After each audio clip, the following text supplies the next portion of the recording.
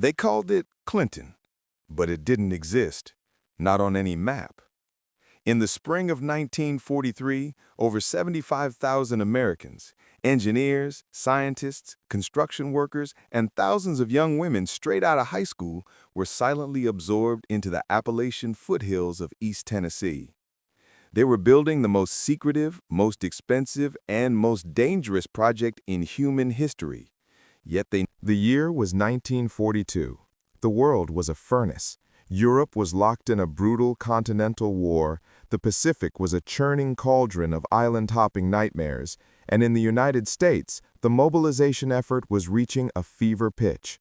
In Washington, D.C., and in the sequestered wood-paneled offices of the U.S. Army Corps of Engineers, a project codenamed Development of Substitute Materials was quietly swallowing the nation's budget and its brightest minds.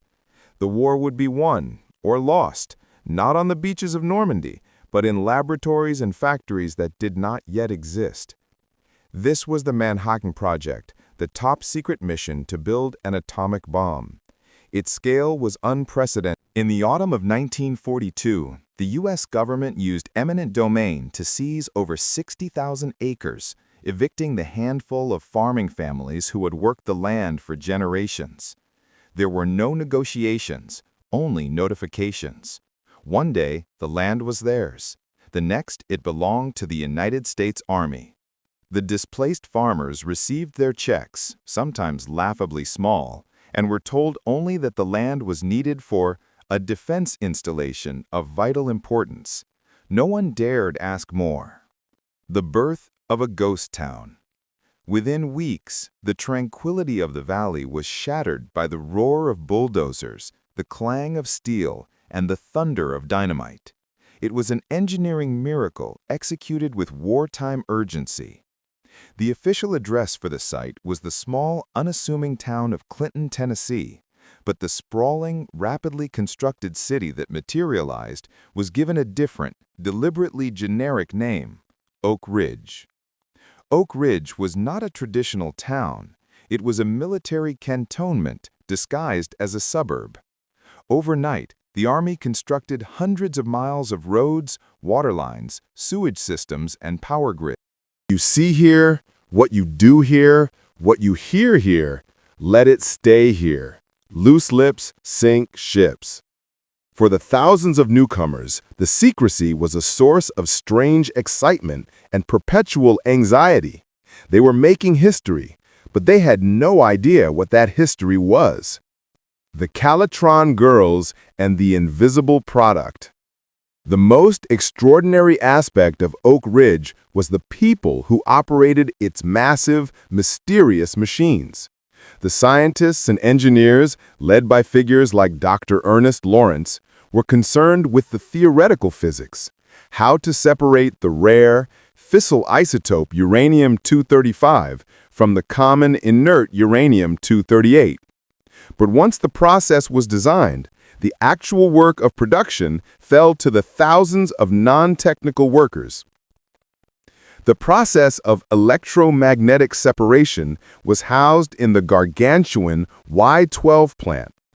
This facility contained hundreds of complex magnetic separation units called calitrons, which were essentially giant, sophisticated mass spectrometers. Their job was to catch the few atoms of the lighter U-235 as they were magnetically separated from the heavier U-238.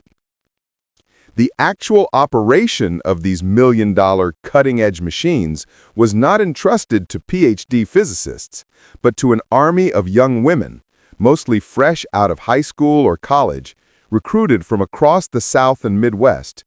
They were called affectionately and accurately the Calitron Girls. Doris, a 19-year-old from rural Kentucky, was typical. She had never seen a city as large as Oak Ridge, let alone a factory floor the size of 5 football fields. She was assigned a station, given a complex set of dials and meters, and trained to monitor the equipment for fluctuations. "Your job, dear," the Army supervisor explained to her, "is to watch those needles and make sure they stay steady. If they jump, You adjust the power to correct it. That's all you need to know. The workers here, the chemists, technicians, and specialized engineers, had a slightly clearer, though still veiled, understanding of the danger. They worked behind thick, multi-ton concrete walls, manipulating highly radioactive material with long tongs and remote controls. They were dealing with an invisible killer, and their lives depended on following the procedures exactly. The most stressful operation was the chemical separation of the plutonium from the highly radioactive uranium slugs, a process known as the canyon. Workers at X-10 wore special badges to monitor their exposure, and the threat of radiation sickness hung like a silent cloud over the entire area. Living under the guarded silence. The pressure of the work was immense, but the pressure of the secrecy was heavier. The workers lived in a bubble of enforced ignorance. Dating. Any romantic relationship was fraught with military regulations. If a Calitron girl dated an engineer from X-10, they were strictly forbidden to discussing their jobs. Military counterintelligence officers, known as the spooks, monitored phone calls, censored mail, and sat in on social gatherings. The economy. Life in Oak Ridge was highly subsidized. Rent was cheap, buses were free, and there was plenty of food, a stark contrast to the rationing common elsewhere. The Army wanted the workers comfortable and focused. The black market. A bizarre black market thrived, trading not in food or nylon, but in Army scrap wood pilfered from the construction sites, used by workers to build furniture for their identical government-issued homes. The oath. Every worker was required to sign a document promising absolute silence, enforceable by military law. They were, in effect, a civilian army, operating under the rules of war. The workers found ways to cope. They formed